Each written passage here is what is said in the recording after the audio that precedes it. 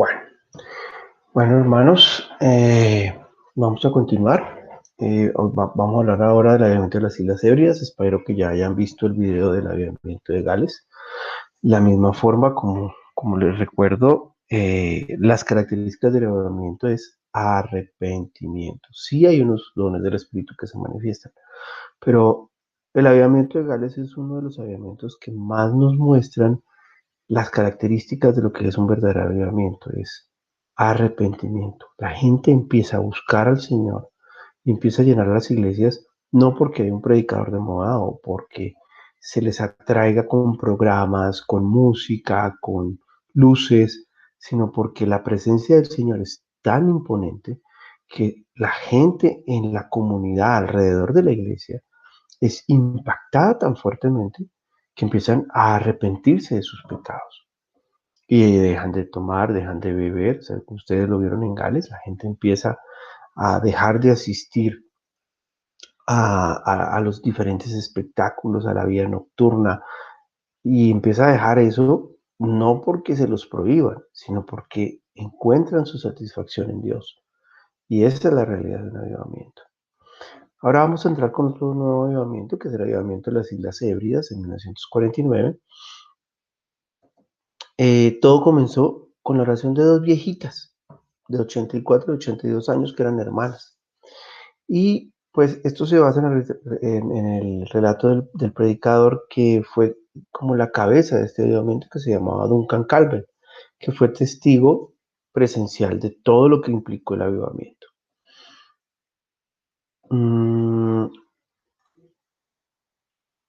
Y como él lo dice, ante todo quiero decir que yo no produje el avivamiento en Lewis, sino que empezó antes de que yo llegara a la isla. Y eso fue así. Un día al atardecer, una mujer ciega de 84 años tuvo una visión. Esta anciana querida, llamada Margarita, vio en la visión a la iglesia de sus padres llena de jóvenes y un ministro desconocido en el púlpito. Estaba tan emocionada por ver esta visión que llamó al pastor y se la contó. El pastor de la colonia era un hombre que temía de Dios y anhelaba verlo obrando.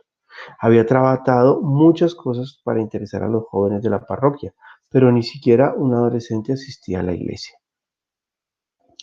¿Qué es lo que le dijo Margarita? Estoy segura de que usted está anhelando ver a Dios obrar. ¿Qué piensa de convocar a los ancianos y diáconos y sugerirles que pasen 2 noches por semana en oración a Dios? Ustedes han probado misiones, han probado evangelistas especiales, pero ¿han probado a Dios? Eso fue lo que le dijo la viejita al pastor de la iglesia.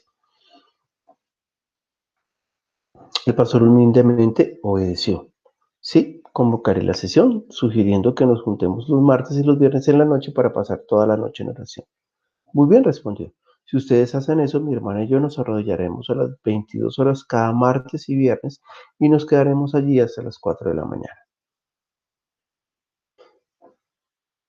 Miren cómo empezó. Oración. Empezó en oración. Algo muy parecido al levantamiento de Gales. Algo muy parecido al movimiento pentecostal. Al evento de la calle de Susa. Todo empieza con la búsqueda de santidad y la búsqueda del Señor en oración. Tuvieron esta promesa de Dios y con esa promesa suplicaron, porque yo derramaré agua sobre el sequedal y ríos sobre la tierra árida. Isaías 44:3. En sus oraciones, según lo que dijo el pastor, ellos debían pedir vez tras vez: Señor, tú eres un Dios que guarda tu pacto y debes cumplir tu promesa. Interesante, ¿no? Basados en la promesa que el Señor le dio a esta viejita. Las súplicas de las reuniones duraron varios meses. Luego, una noche aconteció algo muy notable. Estando de rodillas en medio de la paja en el granero, un joven se puso en pie y leyó en voz alta esta parte del Salmo 24. ¿Quién subirá al monte de Jehová y quién estará en su lugar santo? El limpio de manos y puro de corazón, el que no ha elevado su alma a cosas vanas ni jurado con engaño. Él recibirá bendición de Jehová. Cerró su Biblia y mirando a los ojos del ministro y a los otros arrodillados allí dijo: Hermanos, me parece que es tiempo perdido el orar como hemos estado orando y esperar como hemos estado esperando.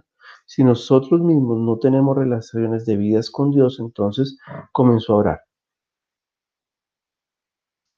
Señor, ¿están limpias mis manos? ¿Es puro mi corazón? Aquel querido hombre no siguió más adelante. Pronto se arrodilló y se extendió boca abajo en la paja. En cosa de pocos minutos un poder se saltó en barbas el cual desconcertó a todos los habitantes de la isla. Las Islas Hébridas son unas islas al norte de Escocia, en Inglaterra. El Espíritu Santo comenzó a obrar en medio de la gente. El pastor describió lo que pasó la mañana siguiente y dice: se encontró a Dios en el yermo, se le encontró en los hogares. Dios parecía estar en todas partes. La gente no percibía la predicación de un pastor ungido o de un pastor con habilidades para coaching. No era nada de eso. Era la presencia de Dios palpable en las habitaciones, en los hogares, en los campos de sembrado, en todas partes se sentía el Señor. ¿Y qué fue eso? Un avivamiento. No fue algo organizado a base de esfuerzo humano, sino que era toda la comunidad consciente de Dios, lo cual tuvo en suspenso a todo el área. Tanto así que todo trabajo se paró, la gente se reunió en grupo, los jóvenes se reunían en el campo y comenzaron a hablar acerca de este fenómeno de parte de Dios que saturaba la comunidad. En cosa de unos días recibí una carta invitándome a la isla. ¿Quién está hablando? Lewis es el avivamiento en la ciudad de las Islas Hebreas donde se dio el avivamiento. ¿Quién está hablando? El pastor que fue a predicar allá. Lo invitaron allá. ¿Listo? En ese momento experimentaba un movimiento muy grande en la isla de Esquí. Esquí no era un avivamiento, pero hombres y mujeres recibían a Cristo y Dios fue glorificado por los muchos hombres notables quienes se encontraban al Salvador. Cuando recibí esta invitación de venir a Lewis por 10 días, respondí que no me era posible porque estaba envuelto en una convención durante los días de fiesta. Está hablando de un Campbell. ¿Listo? Yo había hecho los arreglos para los predicadores y también para las habitaciones en los hoteles para la gente que venía a todas partes de Gran Bretaña para esa reunión que él había programado. Por eso no iba a ir a las Islas Hébridas. Pero después tuve que cancelar esa convención principalmente porque la agencia de viajes alquiló los hoteles para una semana especial que iban a celebrar. Es decir, no pudo hacer la cruzada que tenía pensada. El pastor recibió la carta en la cual yo, o sea, está hablando de un Campbell, había rehusado aceptar la invitación a las Islas Hébridas. Y se la leyó a Margarita, la ancianita de 84 años. ¿Y qué dijo Margarita? Eso es lo que piensa el hombre, dijo ella, pero Dios ha hecho lo contrario. El señor Campbell estará aquí en 2 semanas. Eso se llama la seguridad en el Espíritu, la confianza en la promesa de Dios, la comunión íntima con el Señor. La convención no estaba cancelada cuando ella dijo eso. La convención que estaba preparando un Campbell en otra parte de Gran Bretaña. La comunión íntima de Jehová es con los que le temen y a ellos hará conocer su pacto. Salmo 25:14. Y ella tenía comunión íntima con Dios. Llegué a la isla en 10 días, dice Duncan Campbell, y el pastor con 2 ancianos me recibieron en el embarcadero, en el muelle. En el momento en que me bajé del barco, un hermano anciano se acercó y me enfrentó con una pregunta. Señor Campbell, ¿puedo hacerle esta pregunta? ¿Está usted caminando con Dios? He aquí 3 hombres que vivían en serio, hombres que temían que una mano no ungida tocara el arca. Me alegré de poder decir, ahora bien, pienso que puedo decir que temo a Dios. Bueno, dijo el anciano mirándome, si usted teme a Dios, eso bastará. Entonces el pastor se volvió hacia mí y dijo, estamos seguros, señor Campbell, que usted está cansado y deseando de cenar, pero me pregunto si primero consentiría en predicar un sermón en la iglesia antes de llegar a casa para que los asistentes le vean. Habrá una asistencia prometedora. Quizá no muchos, pero suponga que eso de 200 o 300, de 200 o 300. Tenga en cuenta que hay una manifestación de Dios entre nosotros. Nunca comí esa cena porque no llegué a la casa del pastor hasta las 5:20 de la mañana del siguiente día. Fuimos a la iglesia y prediqué a una congregación de más o menos 300 personas. Fue una buena reunión, con un sentido maravilloso de la presencia de Dios, pero nada excepcional pasó. Terminé la junta con una oración y caminaba por el pasillo cuando un joven se me acercó y dijo, nada todavía ha pasado, pero Dios está presente y en cualquier momento Él va a abrir un camino, dijo este joven. Soy perfectamente honesto cuando digo que no sentí nada, dice Campbell, pero aquí había un joven mucho más cerca de Dios que yo y él sabía el secreto. Continuamos hacia la puerta de la iglesia a medida que toda la congregación salía. Solo el joven y yo quedamos adentro. Él levantó las manos y comenzó a orar. Dios, tú nos has prometido derramar agua sobre el sequedal y ríos sobre la tierra árida. pero no lo estás haciendo. Él oraba y oraba y oraba de nuevo hasta que cayó en el piso. Estuvo tumbado allí por 5 minutos, estando yo de pie a su lado, y luego se abrió la puerta de la iglesia. Alguien entró y dijo: Señor Campbell, pasó algo maravilloso, un avivamiento ha comenzado. Por favor, venga a la puerta para ver la muchedumbre que ha llegado a las 11. Cuando miré y vi a 600 o 700 personas agrupándose en torno de la iglesia. Este joven querido se paró a la puerta y sugirió que cantáramos el Salmo 126 del 1 al 2. Cuando Jehová hiciere volver la cautividad de Sión, seremos como los que sueñan. Entonces nuestra boca se llenará de risa y nuestra boca de alabanza. Y ellos cantaban y cantaban. De entre ellos podía oír yo el grito de los penitentes, hombres pidiendo a Dios misericordia. De eso se trata. Es el encuentro del hombre con Dios, porque la presencia de Dios ha venido a estar en medio de los hombres y lleva a los hombres al arrepentimiento. Me volví al anciano y dije: ¿no piensa que deberíamos abrir de nuevo las puertas de la iglesia y permitirles entrar? En unos minutos la iglesia se llenó, a 15 minutos de la medianoche. ¿De dónde vino la gente? ¿Cómo sabían ellos que se celebraba un culto? No puedo decirle, pero vinieron de las aldeas y los caseríos. Si hoy uno les preguntara qué es lo que les influenció a venir, ellos no podrían decirle. Fueron conmovidos por un poder que está más allá de una explicación, y ese poder les dio a entender que eran pecadores que merecían el infierno, y el único lugar en el que podían pensar para obtener socorro fue la iglesia. Allí estaban entre 600 y 700 personas. Esa misma noche había un baile en la parroquia, un baile en la parroquia.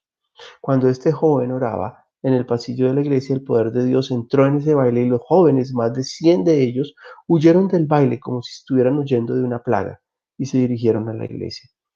Cuando traté de subirme al púlpito, fui impedido por los muchos jóvenes del baile. Cuando por fin logré hacerlo, descubrí que allí en el piso detrás del púlpito estaba una joven, una graduada de la Universidad de Aberdeen, quien estaba sentada allí llorando. No hay nada para mí, no hay nada para mí. Dios estaba orando y la visión de Margarita fue verdadera y real. La iglesia fue llena tanto de jóvenes como de adultos.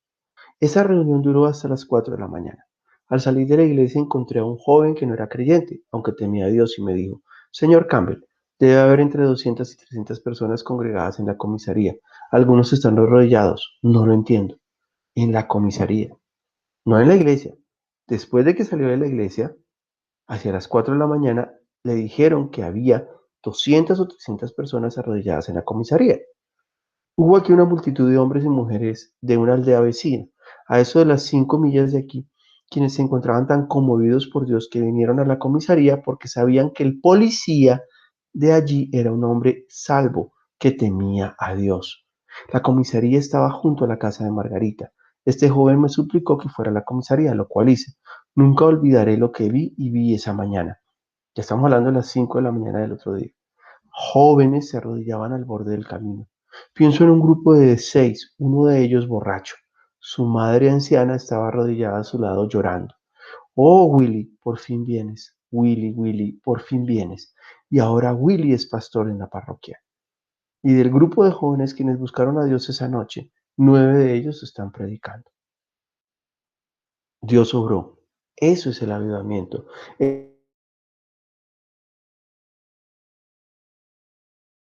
Con base en tentativas humanas, sino una manifestación de Dios, la cual conmueve a los pecadores a pedir la misericordia antes de acercarse al edificio del culto.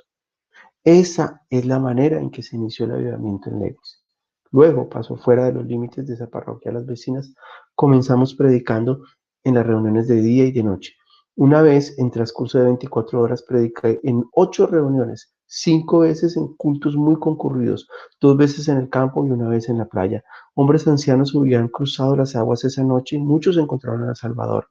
Le seguimos a la playa y ahí cantamos los himnos, los salmos de Sión a las 2 de la mañana, antes de que ellos embarcaran en rumbo a sus casas. Dios seguía orando. Bueno, hasta aquí el avivamiento de las Islas Hébridas. Les voy a dejar un documento que se trata del avivamiento en Argentina. El avivamiento en Indonesia, no tengo mucha información, voy a tratar de buscárselas y si no se las quedo debiendo para que lo puedan tener. Respecto al avivamiento de la lluvia tardía, debido a la gran importancia que tiene y su unión y desencadenamiento en el ecumenismo, vamos a revisarlo el día del foro. O sea, el día del foro vamos a hacer una pequeña clase hablando del avivamiento de la lluvia tardía y después vamos a hablar de lo que vimos en los demás videos sobre el Evangelio de la Prosperidad, el movimiento de fe, el ecumenismo, ¿listo? Para que podamos terminar sobre lo que se espera de la iglesia en estos últimos tiempos. El Señor los bendiga, Dios los guarde.